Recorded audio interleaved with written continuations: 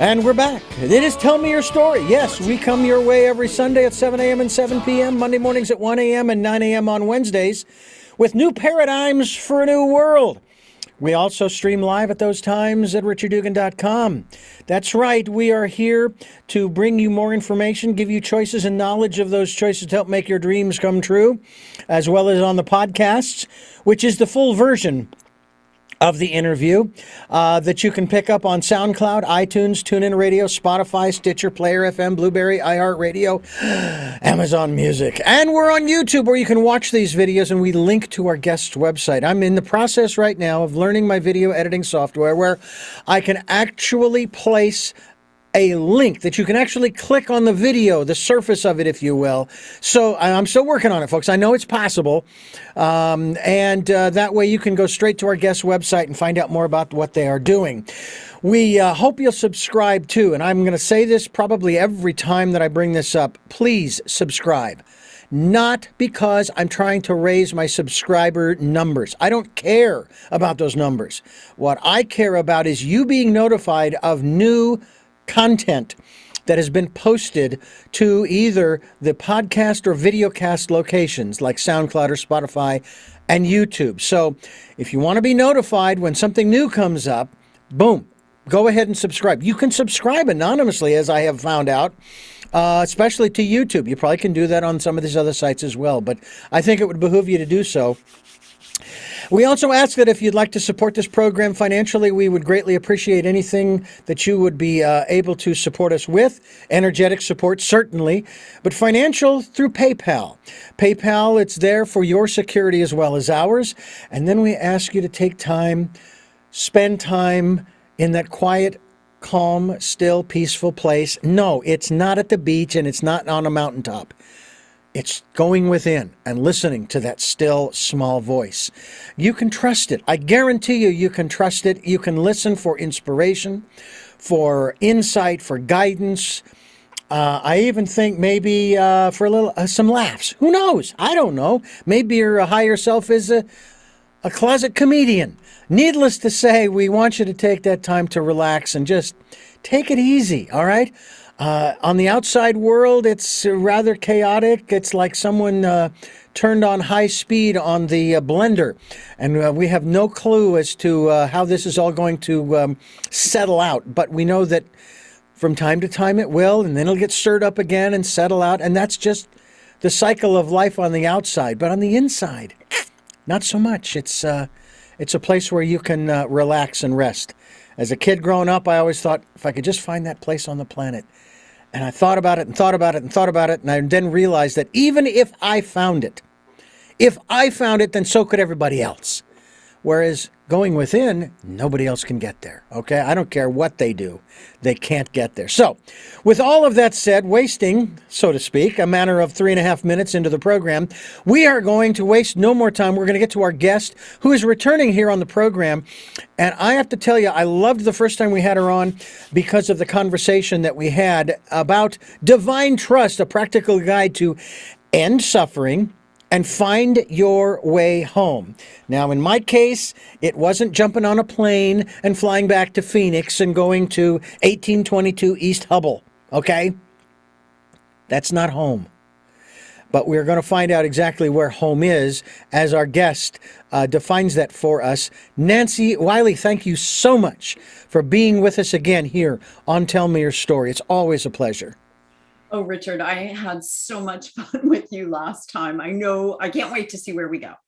Well, this is the Dan Dan going on today. Well, I'm sure you probably know who Dan Rather is, and I'm going to be Dan Rather today. Boy, I'm going to ambush you. No, I'm kidding. I would never do that to my guest because I want him back.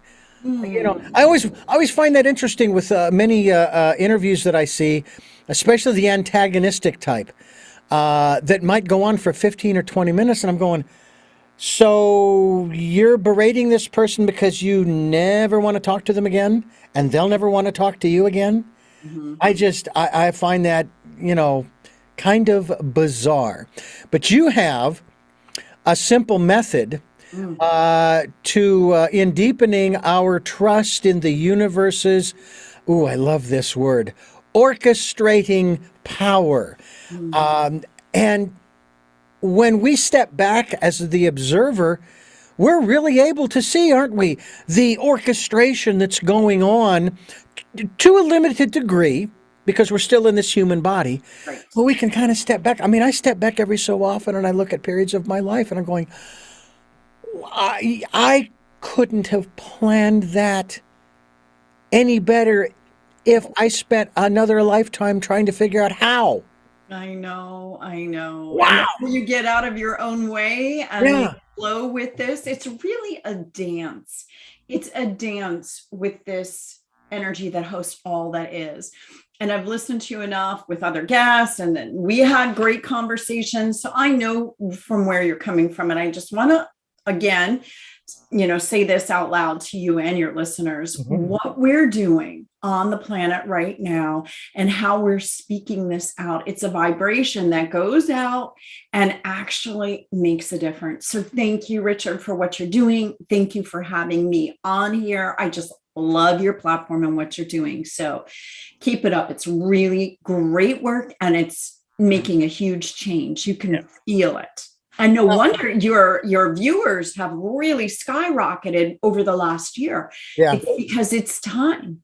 It's the time on the planet. And the blender that you're saying that has been turned on high speed. Yeah. It's all to wake us up. Wake up, wake up. Come on, humanity, wake up. Get with the program. Understand. So that's nothing more than, hey, you know what? I think you all are creating maybe what the opposite of what you want. So why don't you wake up to what you're doing and become more conscious? And that's what my book is about. It's divine trust, trusting in this energy that's hosting all things, animate and inanimate. So it's in everything, and it's actually alive. And it wants us to appreciate it, understand it. I do want to talk about, you had said something in the last interview about energy is neither positive nor negative. It just is. And that is not my experience of the divine. When you go in and you see this divine, and especially when you go in and you make the effort to go into your still small voice, I say it's coming into the present moment and looking with your eyes closed up, what's in front of you. Is it alive or is it inert? And you sit there long enough, you're like, oh my God, it's alive. It's aware. It wants us to know it. It's bizarre. But until someone shows you with their consciousness, like uses their light to light your light, it's like it's a transferable type of a skill. Or an ability, which we all have. We all have this equal access. It's just, are we deciding to use it? Are we deciding to stay in misery and pain? Decision's ours. And that's why the blender is getting turned up. Come on, are you gonna stay in that blender, or do you want to find peace in everything? Yeah. Nancy Wiley's my guest, and it is Trust the Divine, trustthedivine.com, here on Tell Me Your Story. I'm Richard Dugan, your host, along with Nancy Wiley, who is sharing with us her thoughts, insights from, of course, the book she's written, and the website, trustthedivine.com. It's a practical guide to end suffering and find your way home. I read something just the other day, and this actually does tie in, because part of what you want to help those of us to alleviate the suffering and so forth, the worry. I read that the opposite of addiction, no matter what it is, the opposite of addiction is not sobriety. Let's stick with the chemicals, because it could be alcohol or drugs. It is not sobriety. The opposite, and I read this, I didn't make this up. The opposite of addiction is connection.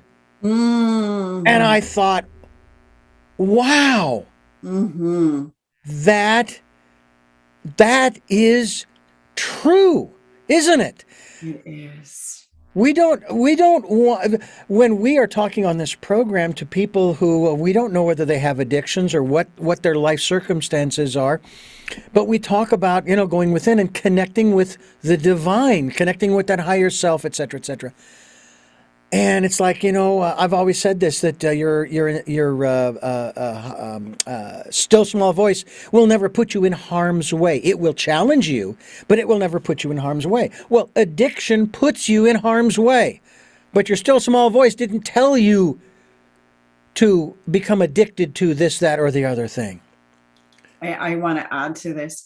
So isn't addiction looking to fill a void? Why else would we become addicted? We're trying to fill or soothe a pain we're feeling. We're trying to deaden maybe our pain. And this connection is so nourishing. It sets right whatever is waffling in your energy field. It's just so nourishing, and it fills all the voids, all the hunger. And right now, in every human being in the heart is this calling, this find a way home. You said it last time. How do you find the way home? Define that. And to me, it's a communion. It's a one-on-one relationship that's a give and take. It's a dance with the creator of everything. And when you do it, you see it's actually us. It's working through us. We are it. And why don't we know it? Because it wouldn't be fun for the creator to plop us down here. It wants to know itself. It wants to know its magnificence, its everythingness, its true miraculous nature. But if it came to earth as a body, like say it is coming to earth, and you, Richard, and me, and everyone else that's listening or on the planet. But if it knew itself, it wouldn't be as much fun. It's the forgetting and then waking up that is just so, wow. Yeah. We are the divine. What? And that is the way home. That is being home, coming home. It is knowing what you are made of, each one of us. Yeah. And I have often spoken of this and my experiences with trusting the divine, or the still small voice, if you will. And my one example of many, where I went a half a mile out of my way before I finally turned around and went back to the intersection where I was prompted to turn. And I did, and I ended up going 3 miles out of what I thought was out of my way, until I got back on the path and made it to my destination. And so, yeah, it's and so now here I am. I'm 62, and I am finding that it actually does get easier and easier to trust. I even will put the query out as I'm driving. Do I want to, am I going to turn up here?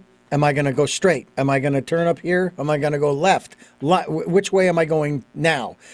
Should I stop over here and do this, that, or the? And now it's just a matter of, it's almost a matter of course, where, oh, okay, I mean, no problem. No, yeah, and it's not even a thought anymore. It's like, oh, okay, that's where we're going, and away we go.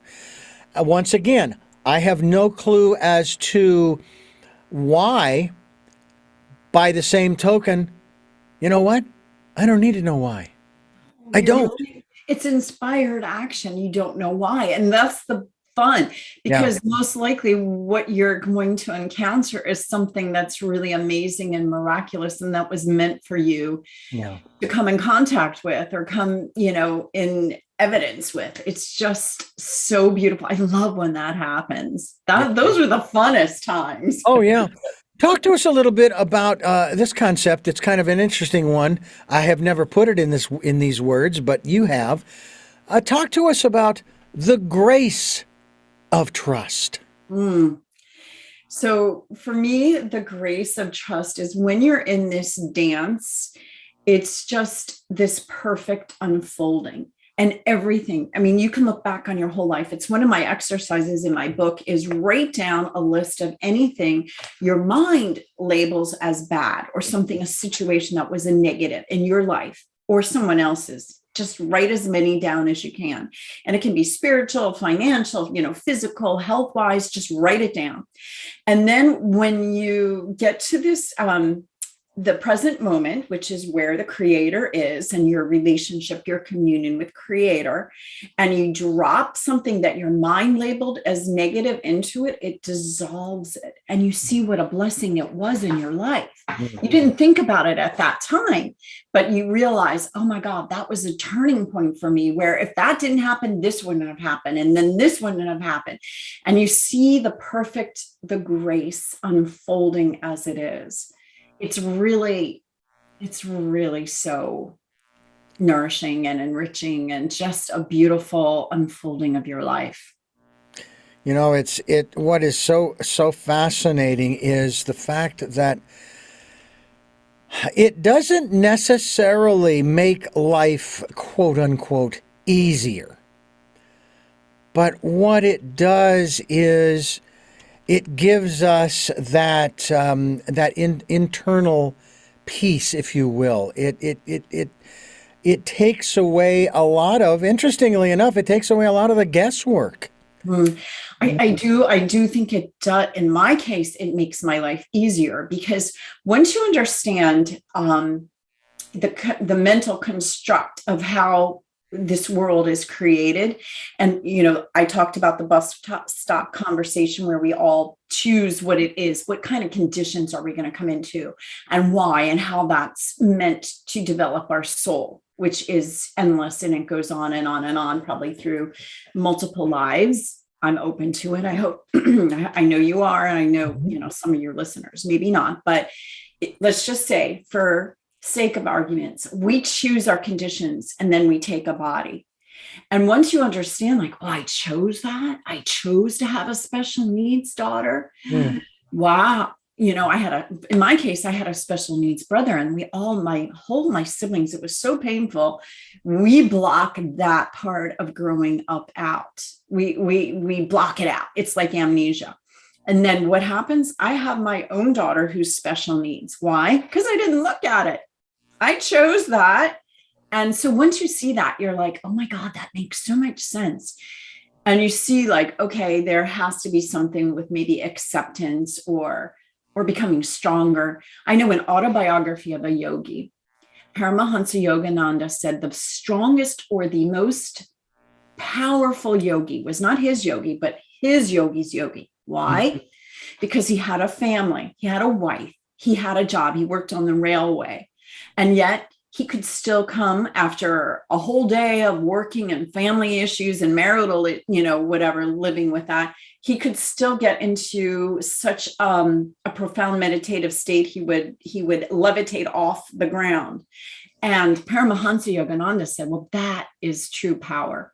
He goes, I live in an ashram. I don't have all the trappings of the regular life of a spouse, children, and a job. I just live in an ashram, and I have, peace all the time. But this man had to overcome that. So I say to myself, is this the case for me? Is it because I'm having this special being in my life, but boy, does she put trigger. It's like having a 4-year-old your whole life. She never changes. You have to be constantly on her for her own safety, for, her own self-care. And I'm like, that's a really difficult thing. And if I can elevate myself and become enlightened with that, I think that makes me more powerful. So when anything happens in our lives like that, any disability, anything our mind labels as lacking, missing, and wrong, and you look at it I chose it for some reason, let's just not resist. Resistance is the impetus to hold you back out of becoming all you can. Just accept it. And this flower grows and blossoms, and as you see it and you go with it, you don't resist it, you let it show you, teach you, and grow you. And you're like, oh my God, what on my mind labeled was negative was actually one of the biggest gifts I could ever have.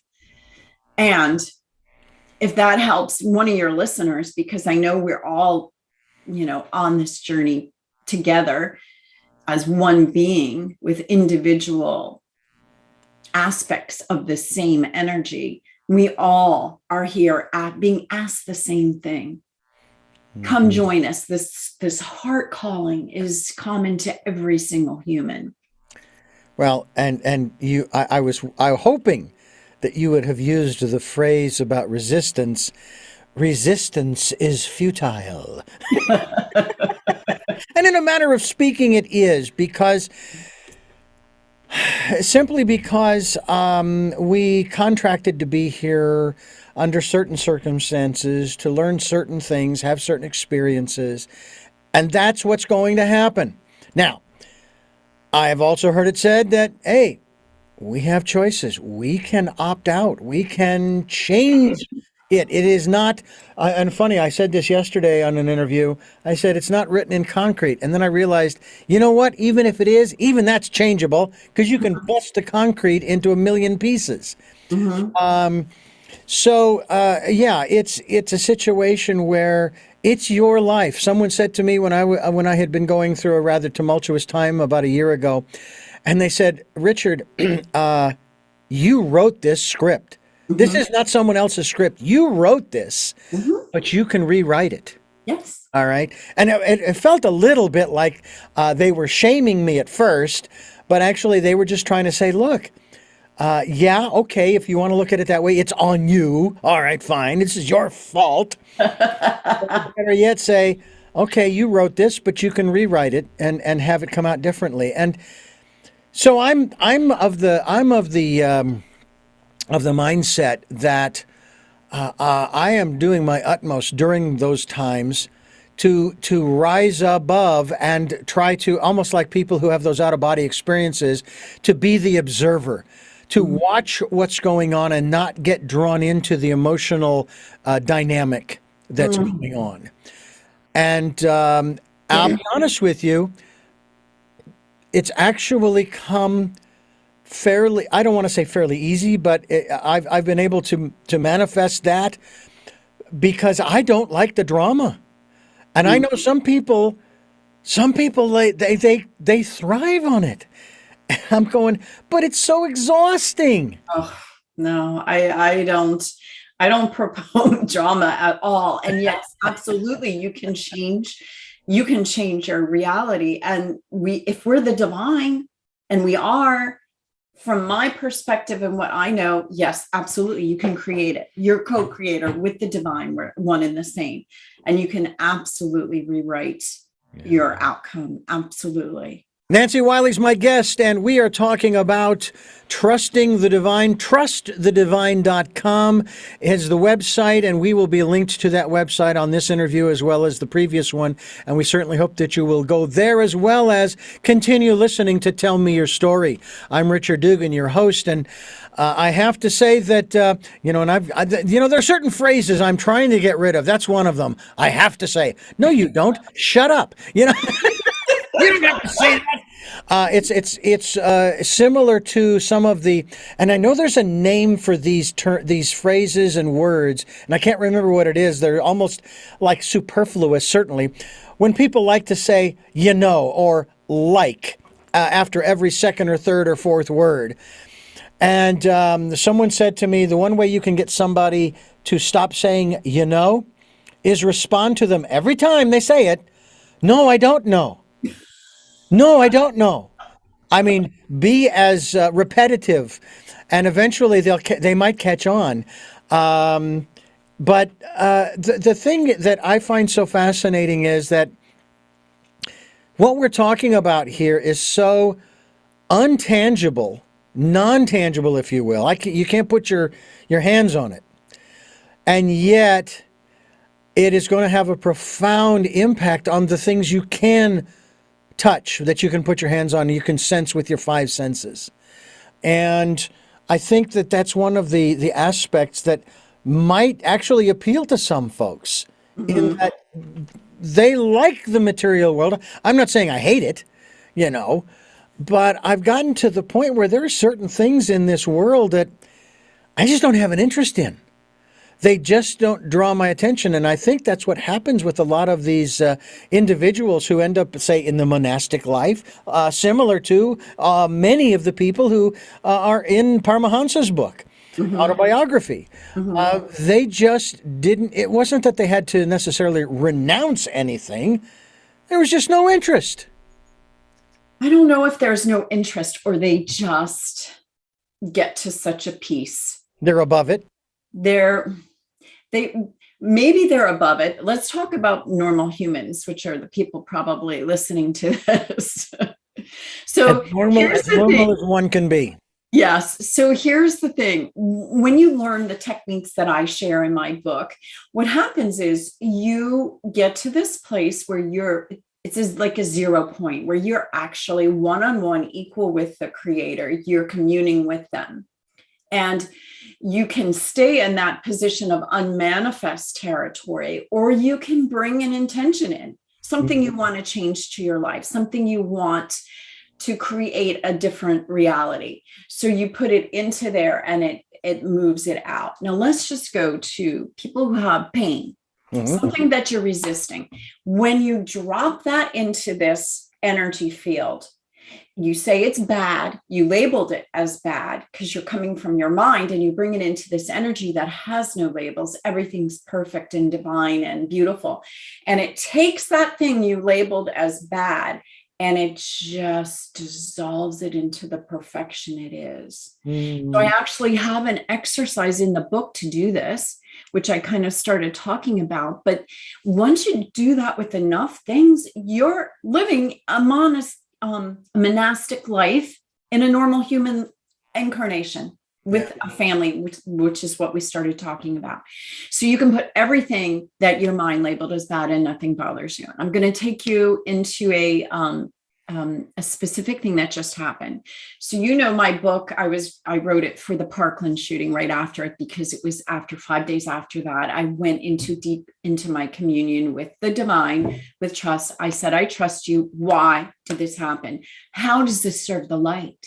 And it showed me and it gave me answers, which are in the book.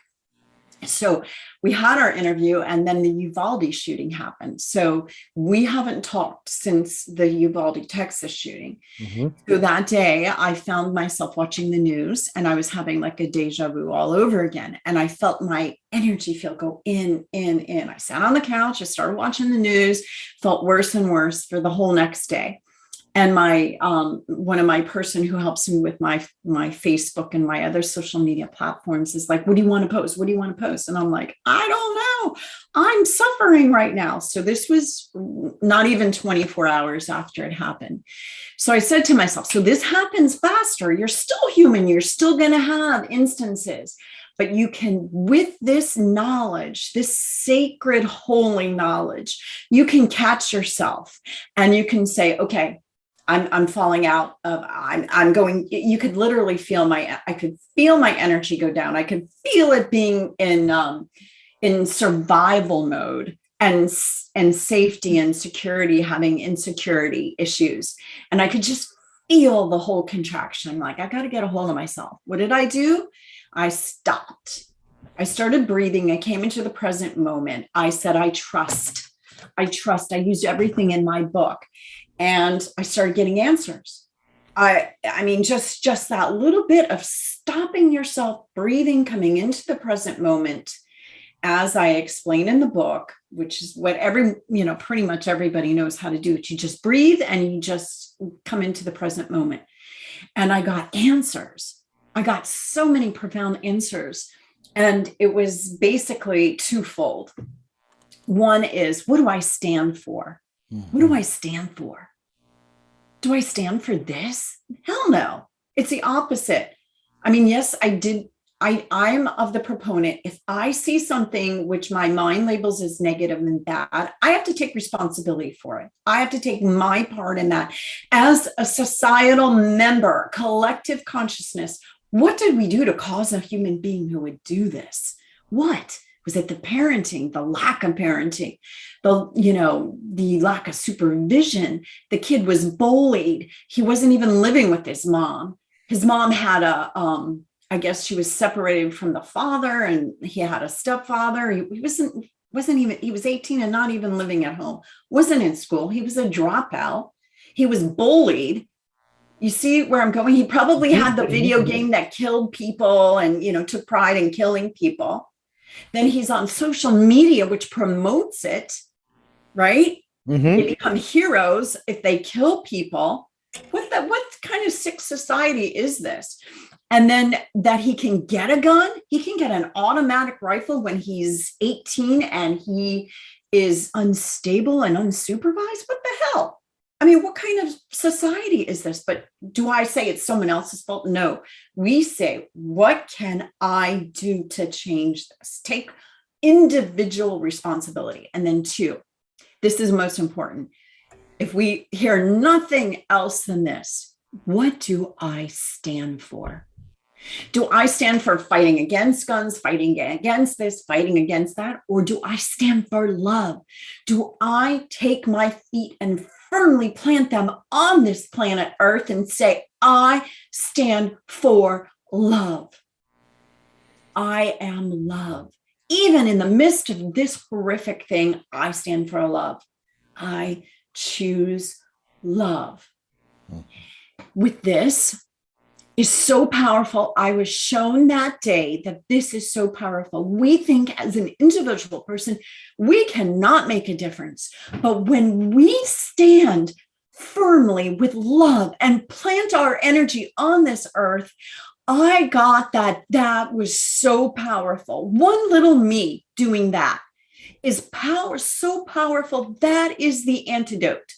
And the more people we can get to plant our feet in love, in goodness, and what's right and holy, that changes the earth. That changes the planet. That is what we're being asked to usher in right now. That is the change. That is why we're having all this blender going on around us, because it wants us to take a stand for what is holy and right and good. And that sends the vibration out and changes more than we could possibly know or understand from our human perspective. But I am shown that's the change that is happening and needed and going about right now. Nancy Wiley, my guest here on Tell Me Your Story, talking about Trust the Divine, trustthedivine.com. And you are listening to Tell Me Your Story. I'm Richard Dugan, your host, and it's a pleasure to have Nancy back with us again. You know, you raise a very interesting question that I remember after one particular shooting a few years back, the young people, they started to collectively get together. They started protesting. They stopped going to school. They actually held some press conferences out in public squares. And there was this movement. Their concern was less over the issue of guns and more over the issue of feeling safe. Okay? Those are two separate but yet connected issues. But they wanted to be safe. I think about my days in school in late 60s and into the 70s. And it wasn't until after, no, I take that back. They did do it maybe the last year or two, my junior or senior year in high school. They actually did put up a fence around the school. But it was for the purposes of keeping the students on campus who belonged there and others who didn't belong on campus off, There was it had nothing to do with weapons and that kind of thing. It more had to do with like gangs and the physical violence of fighting and what have you. And when I hear the conversation about these types of events, my first thought goes when people are standing up for their quote unquote rights. So your rights are more important than keeping our children safe. Aren't you the ones who say that our children are our future? Guess what? Our future is being destroyed 10s and 20 and 30 and 50 and 80 and 100 at a time. to where we will have no future at this rate, because we're losing thousands every year to things like this. Mm-hmm. So how important is your future? This is one of the things about choices. Without going into a long thing here, one of my guests made the comment, says, the choices that you make today and tomorrow and the next day will decide where you're going to be in the future. But it's your perception of what you think the future will be that's going to determine the choices that you make today, tomorrow, and the next day. So what is your view of the future? And what I see right now, and you're talking about spreading love, about thinking and feeling and sending and all of this love, which is wonderful. And boy, we need more of it, because there are a lot of people out there who are the individuals who are standing up for their rights. And again, no judgment, even though it sounds like I'm being judgmental here,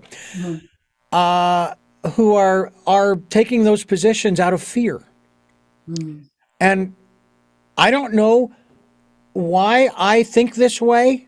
I'm not worried about my individual rights. I exercise my individual rights by being more concerned about the collective, the community, the people around me. Because if I'm concerned about them, then I'm also concerned about me. I mean, I'm in the community, doggone it. But it's not about me and me alone. I can't survive without everybody else. We weren't put here as individuals on individual planets to live solitary lives. We were put here collectively. So that's got to mean something. So can I comment a little bit on that? Please. So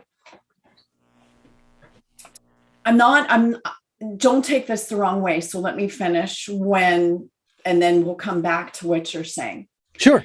So it was pointed out to me by my teacher that too many people are taking a stand. I take a stand for the vegetarians. Oh no, I take a stand for the meat eaters. I take a stand for women. No, I take a stand for men.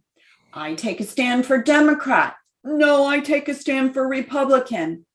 When you take a stand, the stand takes you. So even what you were saying, you were taking a stand, right? So you were planting yourself. Here is what is being shown to me is that when we take those stands, and I'm just going to say Democrat and Republican so we can kind of stay there, we become firm and we're not able to touch or reach or anything. And what I see is the people in the middle coming together, uniting, and maybe 70%, let's just take our country, maybe 70% of our country can find commonality. And here again, coming from your mind, which makes someone lacking, missing, or wrong, which that just was, okay, or coming from our consciousness, which is seeing what's unifying, what's good, what's common, what's beauty, what's truth, and what unites, right? Just by taking the stand, you were taking a stand, and it makes you stuck in the ground right there. But if we let go of labels, if we let go and we are open to listening, which neither party's open to listening. So we're kind of broken. We're at a standstill.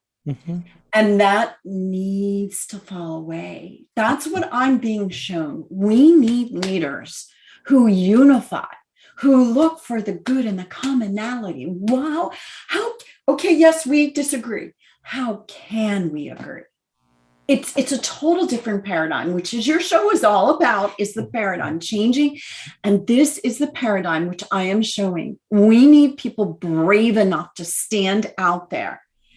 For me, I'm a little afraid to go out there, because if I go out there and I say this, I'm going to get attacked by both sides, right? But that is not what's being shown to me. It's being shown to me 70%-ish is in the middle and can find common ground. And I get that vision over and over again, Richard, over and over again. And it shows me to have a show where we have a Republican and a Democrat, and we have them pre-record their answers to simple questions, because then they can't change them and fight, because they'll just dig in and just negate each other. Mm-hmm. But it'll show the commonality. We need a rational person showing the commonality and moving us past this. So it's almost like we need a third party. I don't know if it's possible. I heard that it's not, but we need leaders that actually will be open-minded and get rid of the broken aspect of the way our country is right now and the divisiveness, because that is coming from the mind. Yeah. That is not aligned with the divine, not at all, because something's lacking, missing, or wrong, and it's hateful. And that is not taking a stand for love. So when we seemingly think that these two things were not causing the mass shootings, guess what? That hatred, that's exactly the same vibration of someone who would shoot all those people. So that's where we have to look at ourselves, take responsibility. Am I being hateful right now? Am I being judgmental? Am I labeling one bad versus the other? Then we take responsibility and we can change that and come from it from a place of holiness, of unity, unifying what's common and good. And we move forward from there. Do you see the difference, the vibration? These two would go away and we would have this beauty once again, if we ever had it. I don't even know if we ever had it, but this is what is being shown to me. Makes me think about the author I had on who wrote a book about returning to a reasonable form of government. And my very first question out of the block was, when was the last time we had a reasonable form of government? To which he responded, I was only slightly surprised. I said, well, it was about 3 minutes after the ink was dry on the Constitution. Because after that, everybody wanted to make sure their ox didn't get gored. Yes. Trust the divine. Nancy Wiley. I'm Richard Dugan. This is Tell Me Your Story. We're bringing you new paradigms for a new world, giving you choices and knowledge of those choices. And I will tell you that Nancy has, without a doubt, given me a great deal to think about. I will share with you an experience I had when I was back in Phoenix for my sister's memorial. I had a conversation, a long, multi-hour conversation with my brother. And we are, for all intents and purposes, on those different ends of the spectrum, if you will, that you just described. And we had a very somewhat heated conversation for probably half that time. And as we moved through it, I thought, you know what? I'm thinking, I don't want this thing to this conversation to degenerate to where we have what has happened over the last 5 or 6 or 7 years to multiple families and couples who say, "Fine, then I'm out of here. You are dead to me." Kind of. No. So I took the position internally. This man is still going to be my brother when we are done talking here. Okay. We are still going to be family. There will be no estrangement. And we actually got to a place where there were 3 issues. I don't even remember what the issues were, where we both agreed that these issues need to be dealt with, even though we might disagree, or I should rephrase that. We didn't necessarily disagree. We have different solutions to addressing those 3 issues. But we agreed that those 3 issues, yeah, we need to take care of these. We just do it. And it was when my mother came out of the bedroom and said, "Boys," he's 59, I'm 62. "Boys, it's 1 a.m." And of course, we kind of wrapped it up at that point. But we were still brothers, still had the same basic dynamic that we had before that conversation began.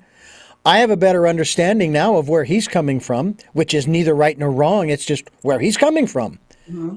I don't know what his perception of me and my perspective is, but the fact is he is still my brother. He is still blood, just like my 3 sisters and my 4th sister who had just passed, and my parents. And I made the commitment that I was not going to allow this to be some kind of a wedge that would somehow divide us. We don't communicate that much in general anyway, just because we don't, not for any particular reason. He has his life. Matter of fact, I'm 62, he's 59. He's already retired and traveling, which is great. I applaud him. I even told him how proud of him I was when he took my parents to China about 8 or 9 years ago. I thought, man, I'm glad you have the wherewithal to do that. I wish I did, but I'm not envious of him by any means. I'm proud of the fact that he did that for our parents.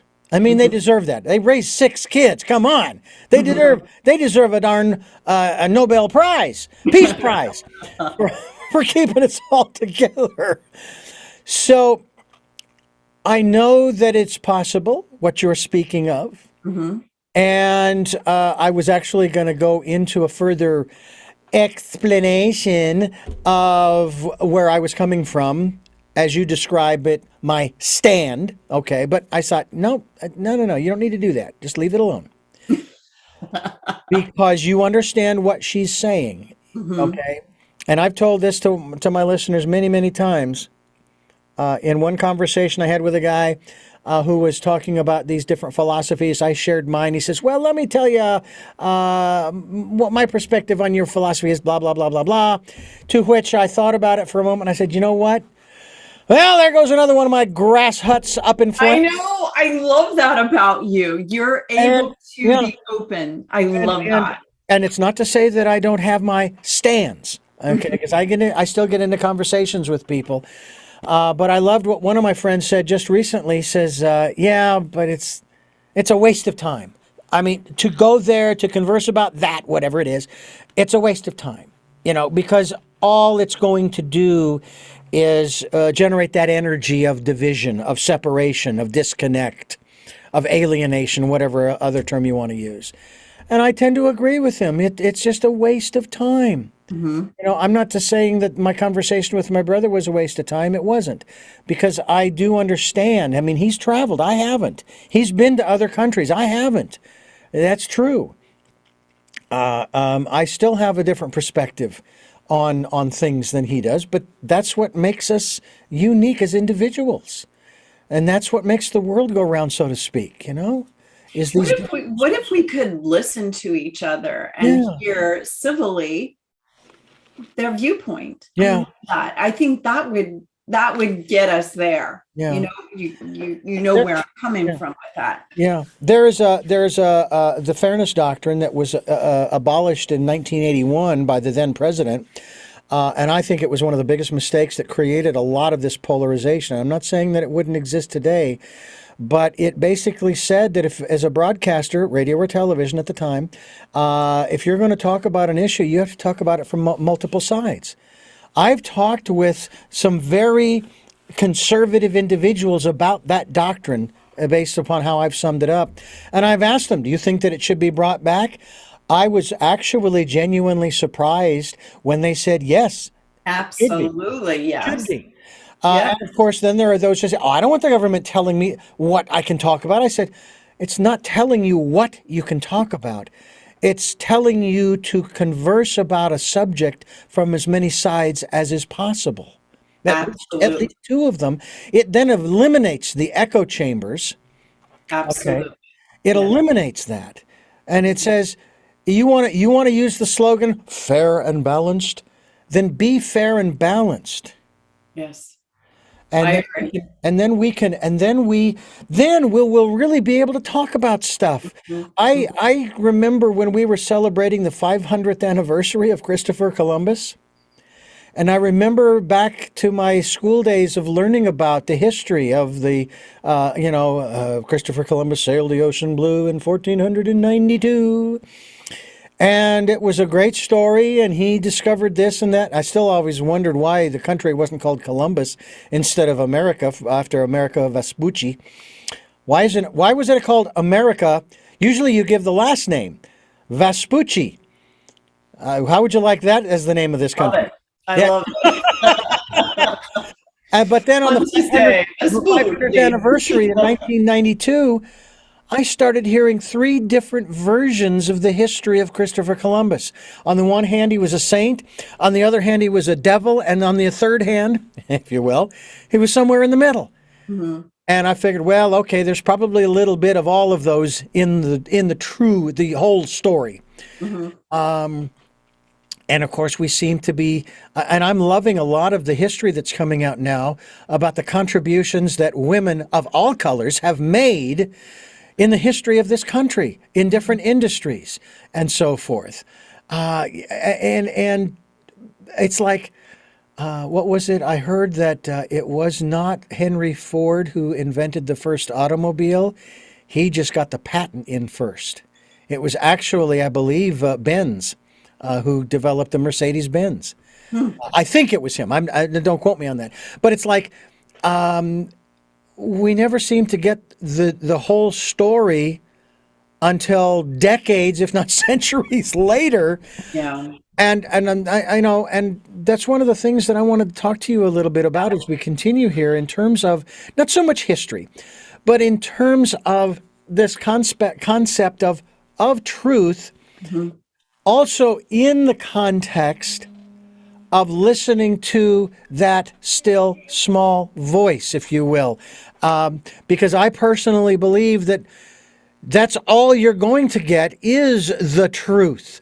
But it's only going to be about you and for you, unlike many of the ministers and pastors who would say, God told me to tell you, God has my number. I will even take the collect call.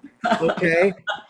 I appreciate the fact that you think God told you to tell me, and I appreciate your concern. However, don't talk to us about that level of importance of going within and listening to that still small voice, trusting the divine. Yeah. So I'm going to talk on two different levels. So one is, before I wrote the book, I came across another book by Dr. David Hawkins called Power versus Force. It's an awesome book. Everyone should read it. It's about a physician who actually had two near-death experiences, and it showed him things beyond the veil. So he came back with telling truth versus non-truth, is the way he would say it. And you can calibrate anything, the truth of anything, because where our minds, we still have a little, even, me, where I'm a human, right?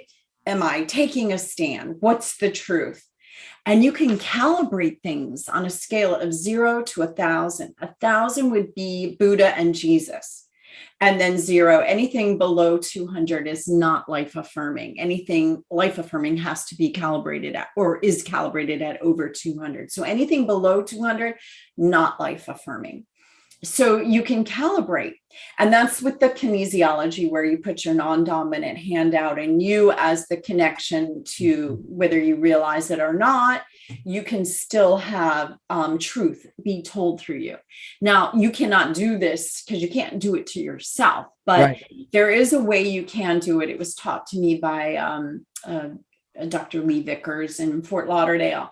You can do it by bringing whatever the essence is to your heart, and then you put your pinky, your pointer and your thumb together. When you say yes, it is yes, you can do it that way, but this way is even easier. You can say yes, and if it's a yes, it's slippery, and if it's a no, you get friction and it stops. And so it takes some time, and we do have to be integrous enough. I forget what the level is, but we have to have a certain amount of integrity to have it work reliably. So we have to work on ourselves somewhat, to some degree.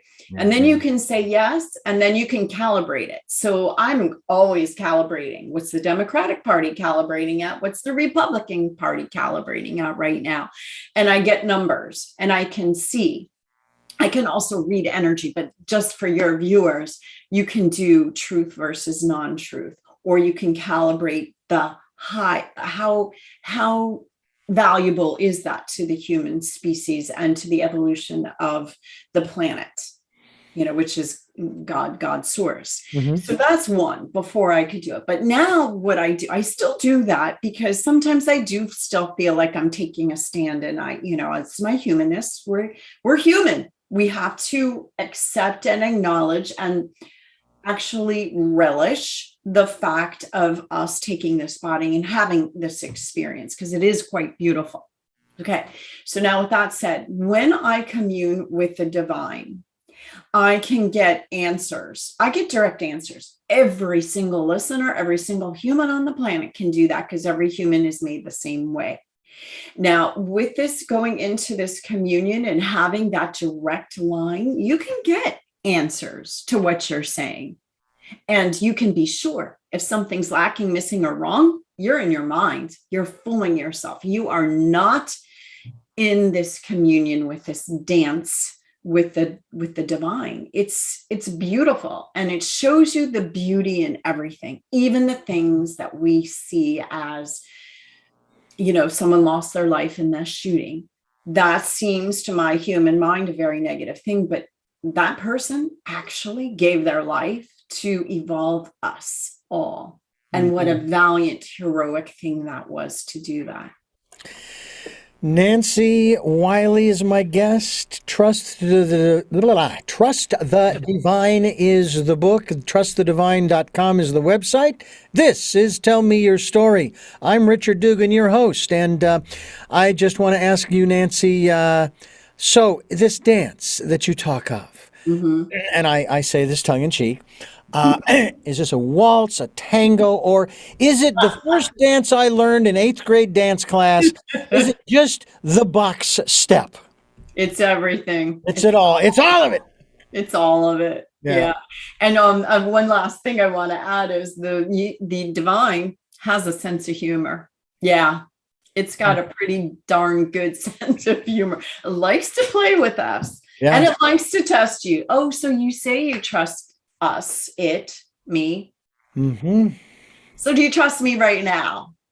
And then something, which my mind labels as bad, and I'm like, well, that experience that I mentioned at the beginning of the program about bicycling a half a mile before I had to turn around and go back, that's really my impression of what that was all about. Is like, okay, you say you trust and you're going to follow the promptings. Are you, or are you not? And it's like, okay, all right, I'll turn around and I'll go back the other way. And the more I've done that, the more I have, and I don't have to acquiesce anymore.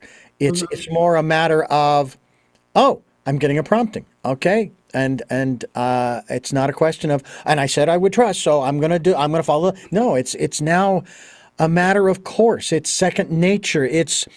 Love it. It's like, it's kind of like when I first started using GPS, we were taking a trip up to 101, and every so often my GPS would spout off, okay, turn here, do this, do that, do the other, to get back on the 101. Except we had never left the 101. And at that time, the accuracy was nothing like it is today. Mm-hmm. So it's kind of along those same lines, is gradually got better and better at listening to and then following. Mm-hmm. Again, I think I shared this before where I was dealing with a financial issue and I got the prompting to do this one thing. And I'm, no, that's contrary to the plan that I have created.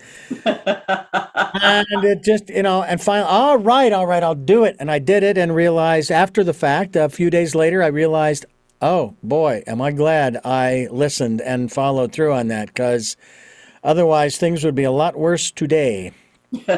And that's certainly hindsight. Mm-hmm. But we won't have to use hindsight if we really get into the practice of listening to and following.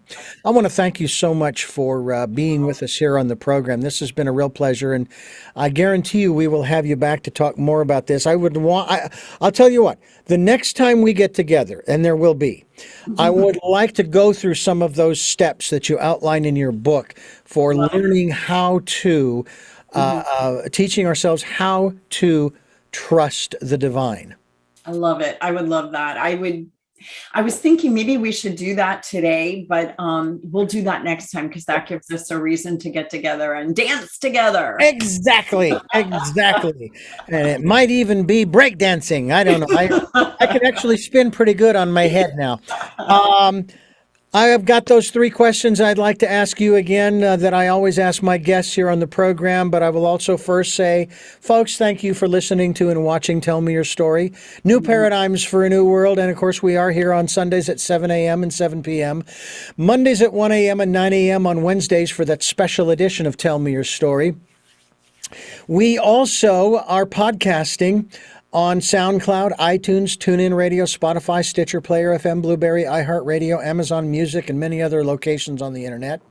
And you can also find the players, if you will, the over the past 3 or 4 years, you can find those players on the homepage of richarddugan.com, as well as the link to listen live when we broadcast those times, Sunday, Monday, and Wednesday. We also ask you to subscribe so that you can be notified of new programs coming up, and also participate in the Decade of Perfect Vision, where we've been talking about it throughout the entire program, where you go within and listen to the divine. Trust it. I guarantee, really trust it. If it's life affirming, go for it. Go for it. I mean, and it always will be. And then if you'd like to support what we're doing, we'd greatly appreciate that. All you have to do is go to PayPal, and there's a link on the homepage of richarddugan.com where you just click on that and it takes you right there. We'll take any amount. We'll take energetic support. It's there for your security as well as ours. With that, we then ask these questions one at a time to our guests. I love it. And someone even suggested that one of these days, Richard, you need to put these answers to these questions from these different guests, little bio on the guest, and then the answers in a book. Well, hey, I've got almost 15 years worth of programming, so you just never know. The first of these three questions, though, right now the first one is, who is Nancy Wiley? Yeah, I don't like to put a label on there. I'm an open human being. How about that? Open to what comes next. What is it that you hope to or want to achieve through the work that you're doing now? Create a massive shift in human consciousness. And what is your life's purpose? It's the same, to create a massive shift in human consciousness, but to just be it. Be it, walking on the planet. And I will tell you about the first question. A great surprise to me when I asked it of one of my guests was nothing but silence. I thought, wow, okay, I can take that. That's going to be hard to put down on the page. I'll just have to put several double-spaced lines of nothing. Anyway, I thank you again for joining us here on the program. It's been a pleasure, and we will have you back to go through the steps that you have come up with, the Nancy Wiley method, NWM, the NWM, and I thank you again. Okay, thank you so much, Richard. Thank you, all listeners and viewers. I hope you have a wonderful day, and some of this information lands and takes you home. And I thank you for listening to and watching Tell Me Your Story, New Paradigms for a New World. We are giving you choices and knowledge of those choices to help make your dreams come true. And until our next broadcast, podcast, videocast, love to Lal and Jeanette, I am listening.